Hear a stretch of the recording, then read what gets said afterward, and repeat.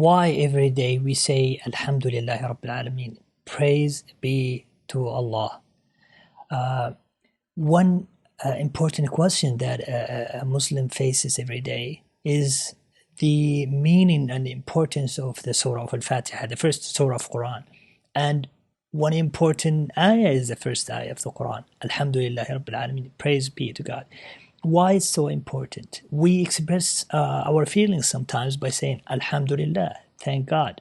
That's a translation sometimes.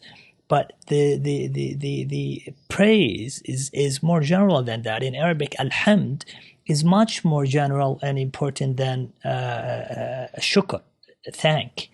So if you praise somebody, you praise him regardless of a blessing you have or a hardship that you face. But if you praise him, you praise him because of who he is, or you praise him because of the glory that he has, subhanahu wa ta'ala. And you say Rabbil Alameen, the Lord of the worlds, meaning that the worlds are important to you, and that's why you praise God and you thank him because of these worlds, because of the existence of these worlds, because without the existence, for example, existence of space, you wouldn't know Earth.